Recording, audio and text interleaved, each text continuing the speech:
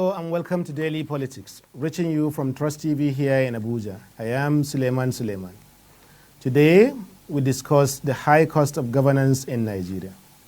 The cost of governance is the amount of money spent by governments on administrative processes. It is the money spent to maintain the executive, the legislature, and the civil service at all levels of government. This cost has long been a subject of concern to many Nigerians, many groups, and especially the civil society. There is agreement that Nigeria's cost of governance is too high and is a major drain on the nation's scarce resources. For example, the federal government has spent 29 trillion naira in the last 10 years on recurrent expenditure. Recurrent expenditure is the money that government spends on itself. The government received only 33 trillion during that same period. That means that in the past 10 years, the federal government has spent over 88% of its income on itself. So what are the causes and consequences of the high cost of governance in Nigeria? What can we do about it?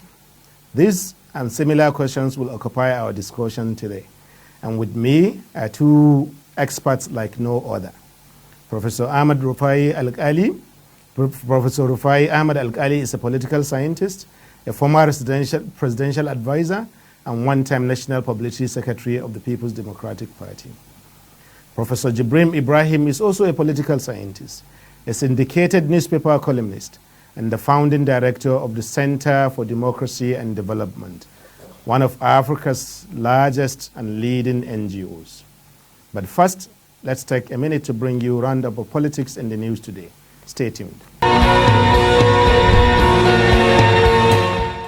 The Senate and the House of Representatives have passed the Electoral Act Amendment Bill and approved the electronic transmission of results. The approval was given on Tuesday when the lawmakers resumed plenary after a 3-week recess. A 7-man conference committee had been constituted by the upper chamber to meet with members of the House of Representatives Conference Committee and harmonize the differences in the Senate and the House versions of the Electoral Act Amendment Bill. This followed the reversal of its earlier decision that INEC may consider the electronic transmission of results provided national coverage is adjudged to be adequate and secure by the Nigerian Communications Commission and approved by the National Assembly. In another development, the Senate has ordered the Inspector General of Police Ahmed Baba Al-Kaili to publish the report of the investigation into the invasion of the residence of Justice Mary Odili's house. The resolution of the upper chamber followed a point of order moved by Senator Betty Apiafi at plenary. The Senate strongly condemned the invasion allegedly carried out by security agents based on a controversial court order and described it as a breach of Justice Odili's privacy. Meanwhile, the House of Representatives mandated all security agencies in the country to immediately investigate the whereabouts of missing journalist Todue Salem, find and reunite him with his family and colleagues. Salem, a reporter with the Vanguard newspaper, covers the activities of the House of Representatives, and he got missing on October 13. Disturbed by the ugly development, the House, upon resumption of plenary from its 3-week budget defense session break, through a motion by the minority leader Ndudu Elumelu, asked the security agencies to do more to find Salem. President Muhammadu Buhari has urged the Senate to confirm the nomination of Professor Ayo Omotayo for appointment as the Director General of the National Institute for Policy and Strategic Studies (NIPSS) in Kuru near Jos, Plateau State. Buhari's letter of request was read at plenary by the Senate President Ahmed Lawan on resumption of Senators' 18-day working recess to enable ministries, departments and agencies defend their 2022 budget proposals. The President in a letter said the nomination of Professor Omotayo for the NIPSS top job was in accordance with Section 5, Subsection 2 of the NIPSS Act of 2004. Welcome back. This is Daily Politics, and now let's go get to the discussion. Thank you and welcome, professors. Thank you very much. It's not every day that we get two professors on the same program at the same time. So I'm sure our audience will be listening with rapt attention. So let me start with you, Professor Jibrin Ibrahim. What does it really mean if a government spends 88 or 90% of its revenue on itself? What does it mean for the rest of the country? Well, it means it is not governing. Government means you deliver public goods to citizens. Public goods would be security, infrastructure, health, all the services the people need. Providing those services means you are investing in producing those services people need. Now, when you spend, and actually over the past 10 years, it's over 90% of the budget that's devoted to current expenditure, which means they are not investing in providing services. And if Nigeria is in a crisis today, a security crisis, an employment crisis, a health crisis, a jobs crisis, it's precisely because government has not been governing. There was a famous book Rufai and I read as a student, What Does the Ruling Class Do When It Rules? And the answer to that is that it produces services for citizens. When citizens are satisfied with those services, the government continues in power. When they are not, the moment to change that government has come.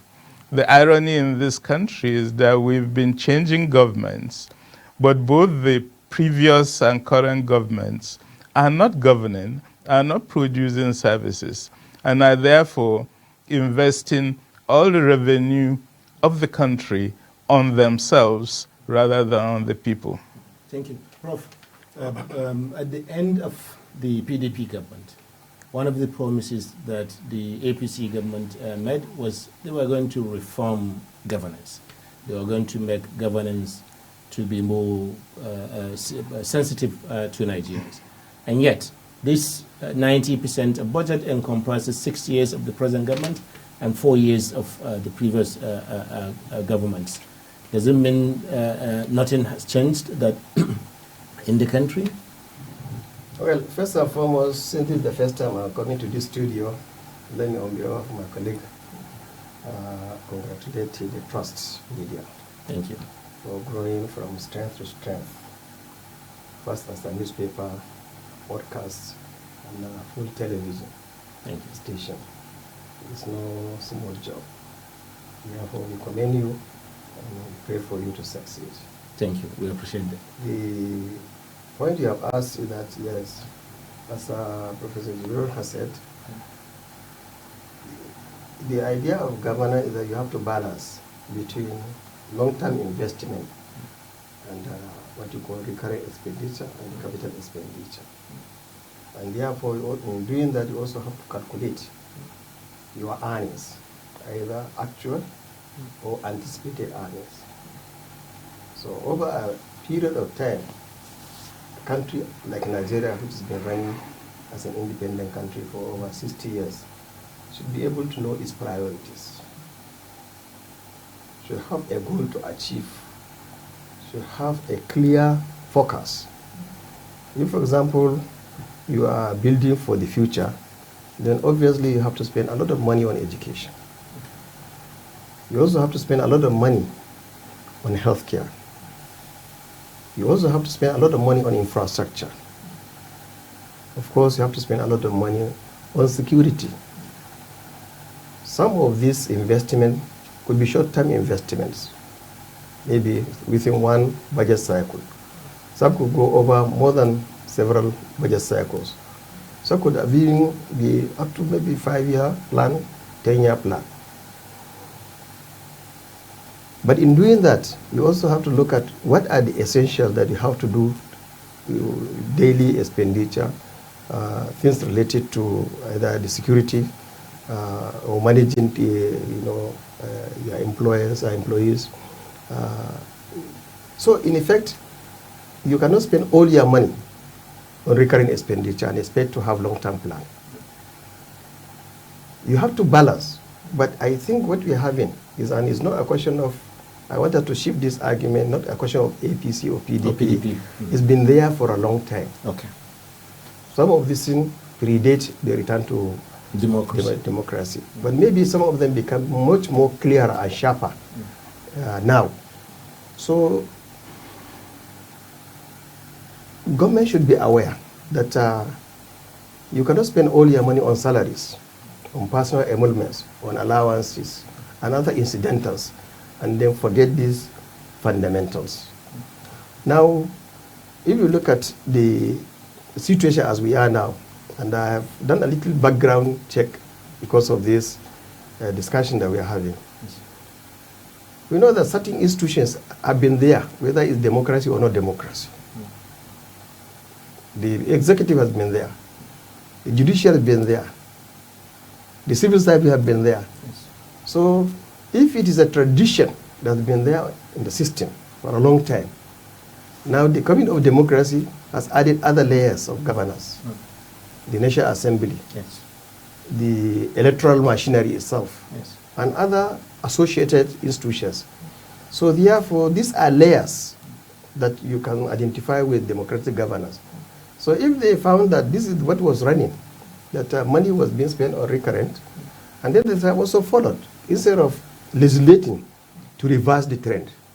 So I think it's a tradition that this country has been having for many, many years.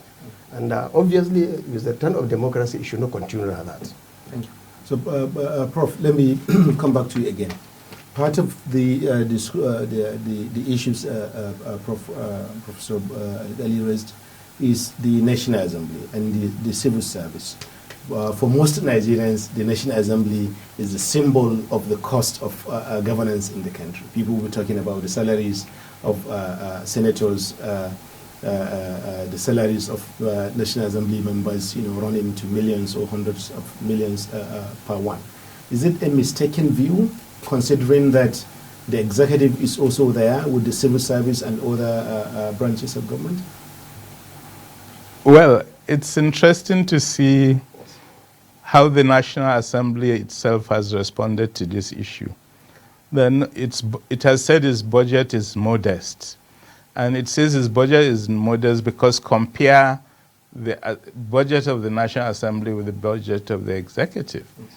But this is a false comparison, because the National Assembly doesn't run the machinery of government. They just run themselves. Okay. Therefore, the bulk of government work is done by ministries, departments, and agencies, the MDAs of government. They are the ones that provide services, carry out the programs that government has developed. I think two things have happened. The first is, when you look at the budget of the National Assembly over the past 20 years, there has been a huge spike. And there has been, in particular, a deliberate action by the National Assembly to confuse personal emoluments with the budget to run the National Assembly. Okay. And what they've done is to significantly increase personal emoluments by giving legislators money to run their offices instead of the institution itself running the office. And that's how Nigeria ended up with about the highest level of personal emoluments among all parliaments in the world. But the point must be made that what has happened in this country is that the bureaucracies have over time developed ways of orienting national budgets to their own needs. And that therefore, the fault I'm talking about in the National Assembly is also very much the fault when you look at the executive, that a lot of the budget is oriented towards servicing those who run the bureaucracy and their political masters. You know, it's quite interesting that under the Jonathan administration, the Oransanye report investigated this whole question of the cost of governance. And what it pointed out is that we have had an excessive multiplications of ministries, departments, of agencies, many of them doing similar or the same jobs that consume the national budget. It identified specific agencies that needed to be closed. The Jonathan administration promised to implement, they didn't. The first Buhari administration promised to implement, it didn't. The second Buhari administration has still not implemented the Oransanye plan. But what's interesting is, when you, I don't remember the numbers, but when you look at the list of agencies that Oransanye identified. There were 263. Yeah, but today we have over double additional new agencies created essentially by the National Assembly, sometimes by the executive. So the situation today is much worse than it was at the time when they said we had too many agencies. Thank you. Prof, taking from some of the points that he has raised, we have the Oransanye report, for example, said that some of these agencies could be scrapped, some could be merged, and then some could be pushed back to the ministries.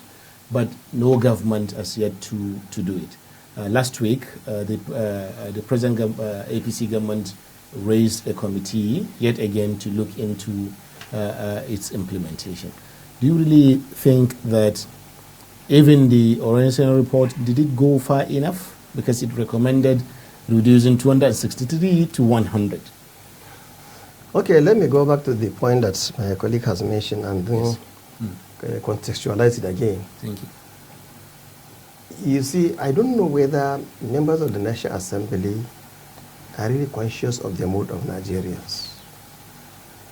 Like you rightly observed, when you talk about cost of governance, like also mentioned at the beginning of this our conversation, all the other institutions have been there, whether they have been using or by using recurring expenditure more than capital, it is already there. Yes. The expectation of most Nigerians that with the new democratic governance, then things should change. I think that's the point. Yes. Because these are members who are supposed to be representing, who are coming from villages themselves and who know village life, who understand the nature of the poverty and misery in the country. They don't need to be told.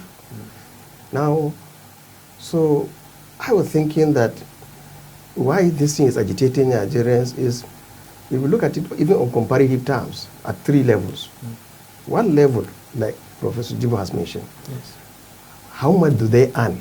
Or how much do other National Assembly members earn in other countries of the world? Developed countries and less developed countries. And frankly speaking, the fact speaks for itself that Nigerian National Assembly members earn more than most of these National Assembly members, senators, or Congress members, or parliamentarians. So this is one level of comparison. That why should you earn more than what other people are earning in the rest of the world? Two, comparatively to what Nigerians themselves earn, either as civil servants, academics, and other professionals. I was just looking at one model that BBC produced, and they said just put your own annual salary and compare to an average salary of a professor, of a senator or House of Representative. And what I found was that I will spend about 30 years to earn what a senator will earn in 1 year under 1 day. It's there. I'm going to send it to you. It's a live document. So, as a professor who has reached a terminal stage, after spending all the years from primary to secondary to university, after publishing and becoming a professor, your earning is just for less than what is just a token Yes. or what somebody earns. Maybe it is less than what his own houseboy will even earn. Yes. Now, the third level of comparison is to look at the Nigerian economy itself. If, for example, there was a time when the oil money was coming, or the economy has not gone to recession, and we are not into this terrible situation of insecurity, then, okay, you can try and justify or rationalize, not justify, rationalize. Because there's no justification for these disparities. Yes. Okay? But now with all this kind of thing, you have to engage a new gear. And that is by looking at your own conditions of service. If you're asking other people to tighten their belt, don't you have belt to tighten yourself? Yes. You must consider what is happening. And if they do it, they will earn a lot of respect from Nigerians. They will earn a lot of applause from Nigerians. They say, now we are having a national assembly that is sensitive to Nigerian interests. Thank you. But it appears, sir, as we are today, I'm not thinking that this thinking is there in the system. Thank you. So beyond the National Assembly, Prof, the part of the areas that people have identified that also raises is the executive branch of government as well, particularly the cabinets, either at the level of states, and we'll come to the states very soon, but even at the federal level. For example, the president has 42 ministers as we speak, and the U.S. government has 14. So do we need 42 ministers? Frankly, I don't think we need 42 ministers. And to be fair to President Buhari, he did say at the beginning of his presidency that we don't need 42 ministers, but that there is an obligation placed by the Constitution to give a minister per state 36 plus FCT, that's 37. Now, if the president wants additional people, then that's what takes it to 40 plus. Is there a way around that? Yes, because you can reorganize the ministries, you can combine them, you can rationalize them to reduce the number of ministries and to cut down on the budget. But frankly speaking, I don't think that's really where the cost of governance is highest. Okay. I think we have developed a system of governance based on this question of contracts that are inflated, that are way beyond what everybody else in the world pays, and the mechanisms we have set up to cross-check the integrity of such contracts, like the Bureau for Public Enterprises, has failed to do its work. So as we continue, each week we see, in fact, to give billions and billions of naira contracts that are inflated. That's where a lot of the cost of governance goes into. The other major source in terms of the cost of governance is that we have employed more people than we need. Okay. As resources drain. But there's already unemployment in the country. I know. So, okay. I know, but I'm saying that the solution is not to give all these people government jobs when they have nothing to do. Because you see, there's no capital expenditure, a significant capital expenditure for most ministries and agencies. Therefore, most of their staff are actually idle because they don't have money to do these expenses that they employ people to do. But each day, we create more agencies, and those that exist are already overstaffed, and that creates a crisis in terms of your overall expenditure pattern. And I think what's really necessary to do is not just to look at the number of agencies and the staff, but how do you spend government money? Is there a way of cutting this wastage that we have? Thank you. That takes the discussion to at least two issues. One, budgeting, and two, corruption, which we will be taking up. Every year, including this year, the federal government budget, but also the state government budgets. They will budget all kinds of things. For example, in this year's budget, it was reported in the newspapers that the presidency will be spending 29 billion on food. and then also food, just food. And then the first Federal Inland Revenue Service, in their own budget alone, they said they will be spending about 7 billion naira on uniforms that their staff will be wear.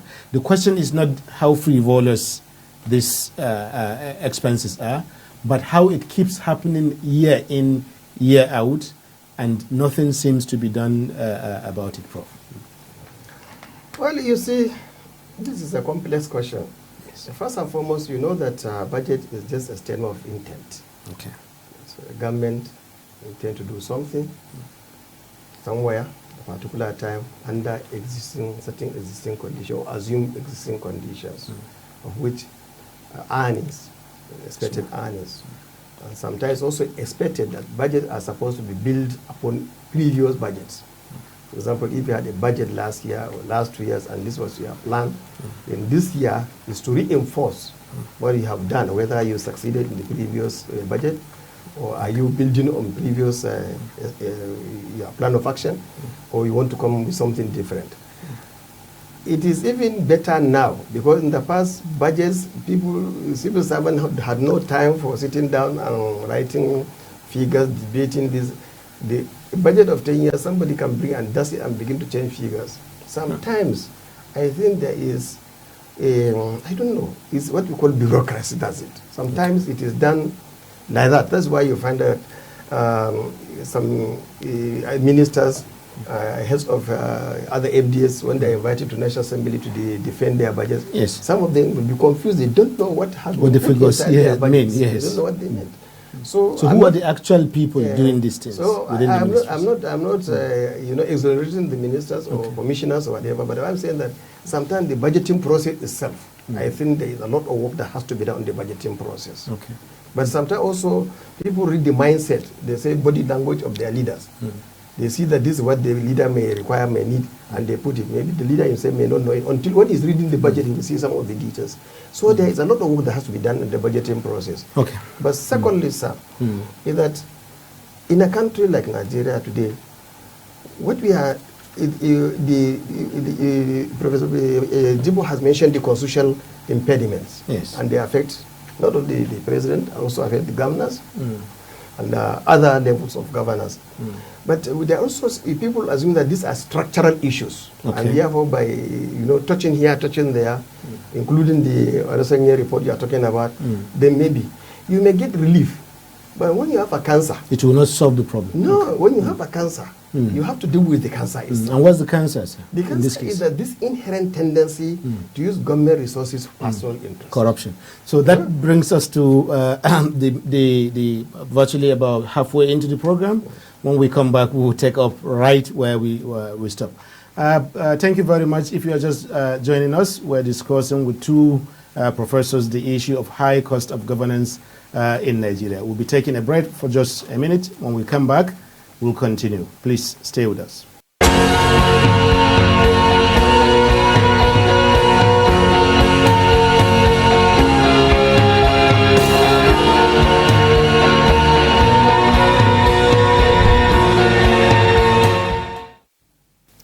If you're just joining us, this is Daily Politics on Trust TV, and welcome back. We're discussing the high cost of governance in Nigeria and asking so many questions. Before we went on break, my guests were talking about how corruption contributes to high cost of governance in the country. But that point has not yet been exhausted. So I start with you again, Prof. So corruption, he put it in a way that is, quite easy for people to relate to, rather than names that when people use public resources, manipulate them and make them themselves to their own personal one. To what extent does that raises the cost of governance in the country? Well, before talking about corruption, let's go back briefly to the budget. Okay. I like the way Professor Alkaili defined the budget as a statement of intention. Yes. Which in reality is the way in which we have always defined a budget, especially over 30 years of military rule. So people sit down, said, okay, next year we'll do A, B, C, D, and they write amounts on them. And often those amounts are not really closely related to what revenues would actually be available. Okay. Now, a budget is actually a law, and a law has to be precise. What is in the budget is what government is compelled to do by law. Because it is already law. Yeah, but because we've become to understand budget as vague statements of intentions, then we don't hold governments responsible to delivering on their budgets. And that's how over the years, significant parts of the budgets are never implemented. I did my doctoral studies in France, where the notion of public law is extremely important. And anything that's in the budget must be implemented. If it's not, government has questions to answer. Now, this sort of looseness in terms of public finance is what has led us into this path of very deep levels of corruption, where people who are occupying positions in government divert significant proportions of public funds into their private pocket. Just yesterday, we had the case of somebody who was given a very important job to ensure that pensioners get their pensions. And what did he do? He pocketed a significant part of the pension allotment that was under his responsibility, buying houses all over the world, buying all sorts of frivolous things for his enjoyment. Meanwhile, tens of thousands of pensioners in their old age, in their moment of needs, are suffering on a daily basis because their pensions never get paid. The point I'm making is that corruption not only saps the capacity of government to work for people, but it becomes toxic in the sense that it starts doing active harm to people. And for this country, for a very long time, we've been in the face of toxic corruption. Thank you. Prof, let's stay a little on this corruption issue, but maybe from the federal government, let's go down to the state governments, where governance probably mean more or will have more direct impact on people. To what extent do issues of poor budgeting and levels of corruption make it difficult for government or result into high cost of governance and therefore low performance for people? Okay, let me start from the general and then come to the specific. Yes. You see, why people are also complaining about cost of governance is that if they can see results of governance, which they can see, they can feel, they can taste, they can perceive, understand, it makes it much easier. Today, we are facing huge challenges that require the cooperation and coordination and working together of every arm of government. And coming back to the issue of National Assembly, they have a historic role because under the democratic system, they are the eyes of the people. Of course, the executive is there. But we are saying that if the National Assembly has put their act together and see themselves as not representing tribal interest, I don't want to even use ethnic interest, tribal interest. They see themselves as national leaders. They put their act together and they work with the other various arms of government. Maybe some of the things will be a little, less hard. I'm not blaming the National Assembly, but I'm saying that they are the people who most of us stood and voted for directly. Apart from the president who we voted separately, all the executive voted for. But they are voted for. So what we are saying here is that cost of governance for Nigeria, they will feel angry if, for example, after all the money they hear being spent, then still you are having problem, your child cannot go to school. You cannot go to hospital to get medicine. Even on emergency, your wife is sick, is on maternity. There is no ambulance from the community to take her to hospital. You go to hospital, nobody is there to attend to her. You know, the roads that you are following, either interstate or intrastate or they are all in bad shape. So every time this call to question, if, like Professor Jibo has said, yes, budget is low. So, and they are in a better way also to insist that this law must be followed, because they are the people who also pass the budget, even though it's the president that accent to it. So, in this oversight function, they show interest in this, and this country will be much better. But the kind of tension you have today is that you don't have this commonality among leaders who ought to work as a team, and they help the other level of governance. So I think maybe I'm thinking very strongly about this, but maybe I also have a high expectation on the National Assembly, given some of them were governors before, some of them were ministers before, some of them had succeeded in life. Okay, let me bring Professor Jibrin into the discussion. Okay. Does that, I'll come back. Does that mean, does that answer, because he's raising a very important, that historical role that legislators everywhere have to advance governance, good governance in societies. Does that answer to the question that we should probably have a unicameral legislature, just this, either just the House of Representatives and then we scrap the Senate and save the money, or how does that go? I don't support a unilateral, unicameral legislature, because in a federal country, you need one chamber that represents the people, and you need another that represents states, which is what the Senate basically does.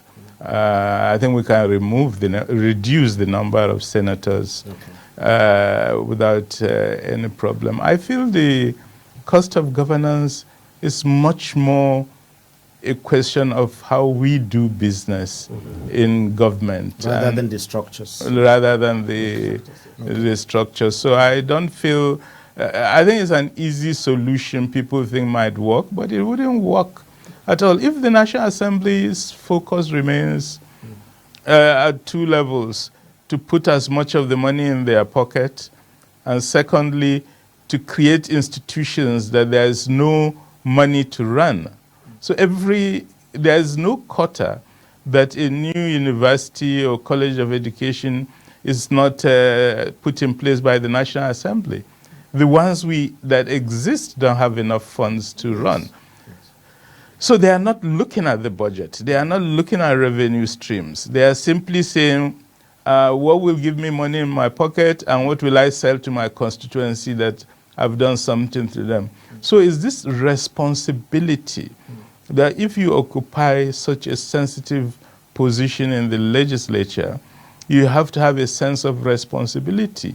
Do things that make sense, do things that are good for the people. Just creating institutions to sell yourself and get re-elected when you know there will be no money for those institutions to exist is an irresponsible act, and we have to stop it. Thank you. So the National Assembly, again, but what about the state assemblies? Yes. Because, or even the local governments, we don't even know whether local governments actually exist in Nigeria now. Yes. And yet they also have budgets, and year in, year out. Yes. No, I think, yes. Yes. That was the point we are coming back to now, Mr. Sure, the way we have approached it is the best way. Yes. The reality is that I think there is a systematic effort, conscious effort, deliberate effort to muzzle out and remove local governments from the constitution of Nigeria. It may be on the constitution, but not operational on the ground.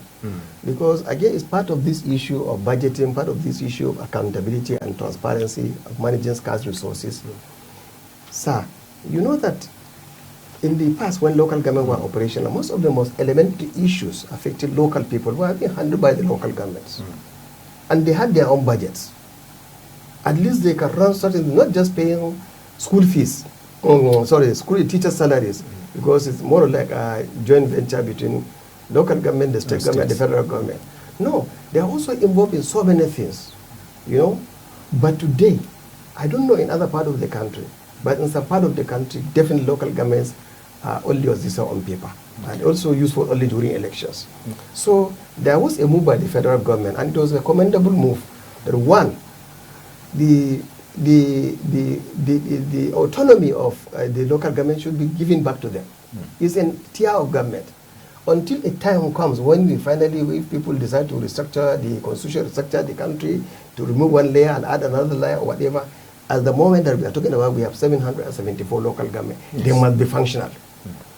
And then, at the same time, there was move also to give the state houses of assembly also autonomy, so that they can also stand on their feet.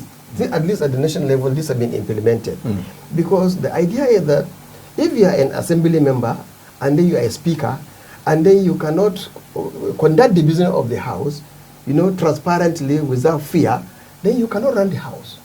And then it means that you cannot run your affairs. You also have to move around begging, and then what follows is so many shoddy deals. Thank you. I think there are the judiciary at the lower level also are looking for this autonomy. So what you are saying is that if you are doing the budget based on this autonomy, local governments will have their own budget, state governments should have that. There is no problem.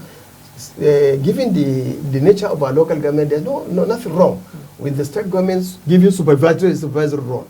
It's very important overseeing what they are doing, so that local government chairman cannot take the budget of the local government and go and do something else outside what it's supposed to do. So it's an important element. A few minutes ago, Professor Dibo talked about this issue of employment, and it is a dilemma. What we have today in the country is that we have work to be done. There are people to do the work. There are people looking for a job, and there's no work to be done. Unless you calibrate these two, you will not be able to solve some of these problems. Therefore, jobs that are created, that is what when you talk about in certain civil service sectors that are being created and they are redundant. Government should be able to be aware which positions are redundant. If it is an organization, even if you don't do it holistically, there's a way you do it. Not it taking a long, elaborate, you merger. You can do it systematic. Wherever you find loopholes, you have found wastages, you take step. So it doesn't take you long time with white paper and all these kind of papers. The most important thing is that in a country that is going through this difficult economic situation, everything that can be done to reduce the pressure on government and the pressure on the people should be done. And the leaders should also be accountable. It's not just, like he said, it's just working for election. But I think the good thing is that level of political consciousness is rising in this country today. And I think if people don't change their ways, Nigerians will change their ways for them. Thank you. So that brings us to the issue of restructuring one way or another, even though but you mentioned and we agreed that it's how we do business rather than the structures. But the structures, maybe 774 local governments, 36 states, 36 states houses of assemblies, with all of them, each of them has between 20 or more legislators, all feeding on government. So some people are saying maybe if we reduce their number, maybe instead of having 36 states, we should have 6 states or 6 zones or things like that, or fewer local government. How would this lead to, or would it answer or solve the problem of high cost of governance in the country? And what would be the gains? To be frank with you, I always, when in my dream, I said, Nigeria doesn't need more than 12 states. Okay. We should reduce the states from 36 to 12. Okay. But then I remember I'm a political scientist. Once you create structures, people develop vested interest in those structures and fight not just for their sustenance, but for increase in those structures. When we did the last national conference, what did they demand for? 18 additional states. So rationally, I agree, we have too many of these structures. But I know if we are going to be realistic, it's difficult to cut them back. Can you imagine putting Benue and Plateau back together? Right. I don't know whether you remember how they were at each other's throats. Before they were separated. Yeah, okay. Look at the former Sokoto state. They were all Sokotawa. Then one day, 2 states were created. and Kabawa and what's the other one? Zamfara became tourists. Yes. And suddenly divisions sprang around. Can you put them together after all these things that has happened over the last few decades? So I think the first priority is don't create additional ones. Okay. That's an absolute red line. Secondly, look at what you have. How do you make them more functional? How do you reduce the cost of running these structures so that more money will be available to provide government services? That's the way I think about it now. Thank you. So maybe as we go around, down to the second part of the program again, what about political parties as the drivers of governance, either in government or in opposition? What roles do they have to play in terms of ensure maybe bringing out new policies, that will reduce the cost of governance, or at least that will increase, benefits and results of governance, which you mentioned earlier? Do political parties have any role to play in this? Well, I want to comment on what Professor Jib has said, to reinforce what he has said. Yes. First, on an earlier one about this bicameral and unicameral. Yes. Yeah, you see, first and foremost, Nigerians believe in democracy. Okay. They believe it passionately. And this is the first time in the history of this country you had 22 years of this, we don't know, we call it experiment. But I think, I don't call it an experiment, it's a process. Now, every time a constitution comes into force, it is supposed to be tested. First, by government in power, by the law courts, by private citizens, by the National Assembly. That's why over the past few years now, the National Assembly has been making some adjustment in the constitution, especially in relation to issues relating to the electoral law. And I think it's commendable. Now, at least Nigeria is reaching a point where we will say that laws that are reinforcing the powers and the strength and the credibility of INEC are coming up. And I think by the time they finish this review, I think we should be moving ahead. So I think the dilemma we find, even though we believe in democracy, is that whenever we are facing a very difficult task or problem or challenge, which is supposed to be obvious in any governance, the tendency is always to say, let's scatter everything and start all over again. It is very difficult. And like rightly observed, he is not only, if he's a political scientist, then I have the added disadvantage of also being involved. So he is also involved in active politics himself, but in a very sophisticated manner. Yes. He knows that a merger of states now is a very difficult thing. Why? Because many people believe the federal system favors minorities more than another person, although people will argue differently. Because it is this debate about, I want this for development purposes now, not for just tribal or ethnic or religious purposes. Otherwise, you don't have to divide Bauchi and Gombe. We are all the same people. Or Taraba and Adamawa, or Borno and Yobe. They are all the same people. But people now are anxious about development. They go to other cities, go to other states and see what is happening. They want to see something be done. And frankly speaking, also government is coming much closer to the people, even with all its own encumbrances and its own challenges. So I think it is important that when we face these challenges, because we talk about restructuring and the rest of it, when we come to do whatever we are going to on this matter, we have to look at it very holistically and rationally and scientifically. I believe with that we'll be able to move ahead. So coming back to the role that political parties can play. So I think just to link it up with this one, since political parties are some of the major actors in a democratic process, they have to come up now to take up the challenge. If the political parties are doing their job very well, I think most of these issues also would have been reduced, because they are supposed to also aggregate public opinion, aggregate the opinion of their members, supporters. They are supposed to look at what is the interest of ordinary citizens in this country.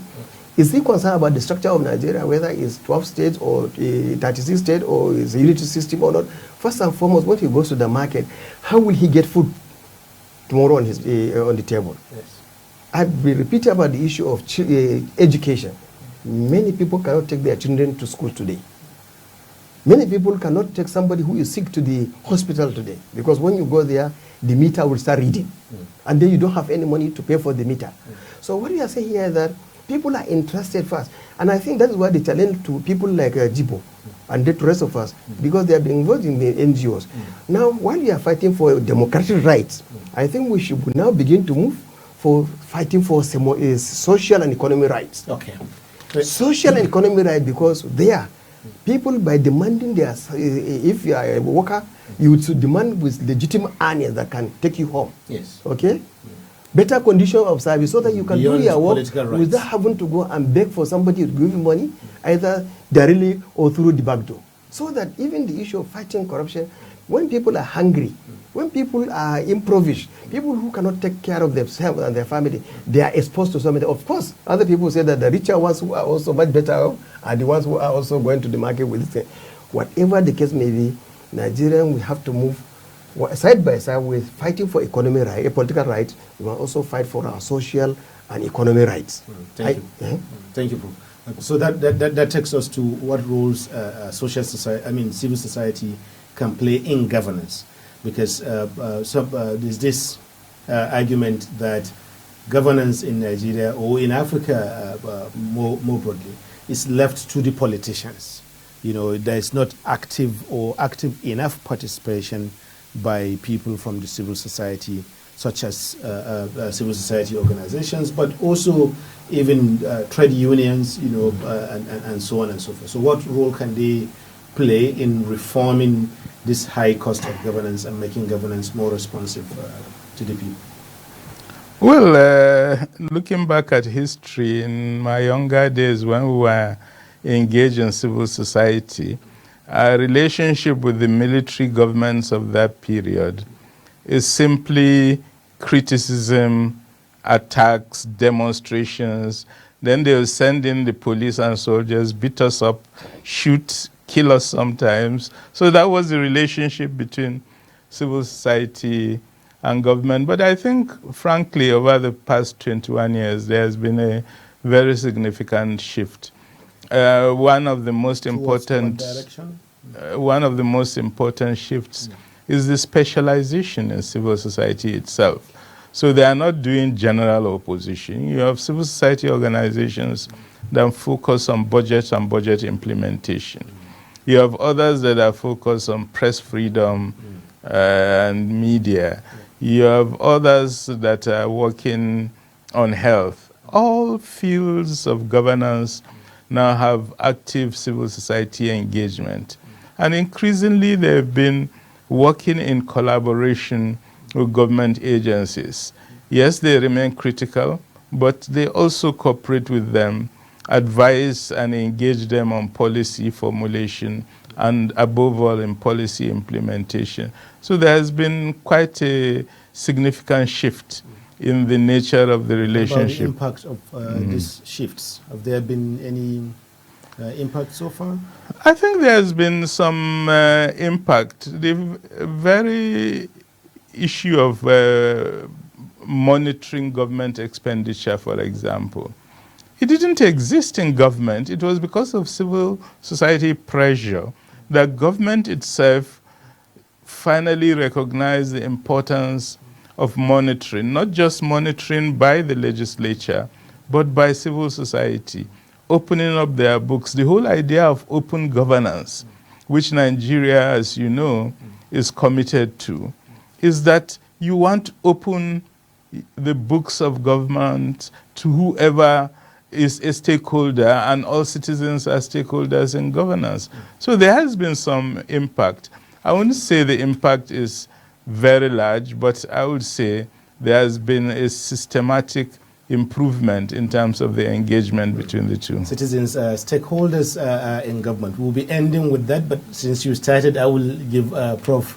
To have a last say in 30 seconds. What role can the Nigerian voter, the Nigerian citizen, play in advancing or in reducing or in reforming this high cost of governance? Okay. Let me also answer the first question you asked earlier about the role of the political parties. Yes. Ordinarily, political parties are supposed to be the vanguard of most of these issues and working side by side with civil society organizations. But unfortunately, You know, when you have political parties that have not been able to articulate ideological positions that are clearly defined, Okay. you know, but not that they are not there. Everybody knows the ideological position of PDP or APC or other political parties. But if you have a political party and then you design it specifically to offer yourself in the market to Nigerians, then it means whatever you offer, you should be held responsible and accountable to it. Yes. And you're supposed to also, apart from what is in the constitution, what So comes what about out the the manifesto, citizen? what is come We to have the 1 minute left. manifesto, Yes. and then during the campaign, Yes. political parties should be responsible in making responsible promises. And then they should also know that whatever they do is not only in terms of whether their chances of being elected or not elected, but history will also be there to judge them for whether they have fulfilled the mandate they have promised to the Nigerian people. Thank you very much, professors, for coming on to today's show. I'm sure our viewers have had more than they probably expected for today. I certainly have. So, and here we have come to the end of today's program. Thank you for staying with us, and do join us again tomorrow, same time, for another episode of Daily Politics. I am your host, Suleiman Suleiman. Enjoy the rest of your day.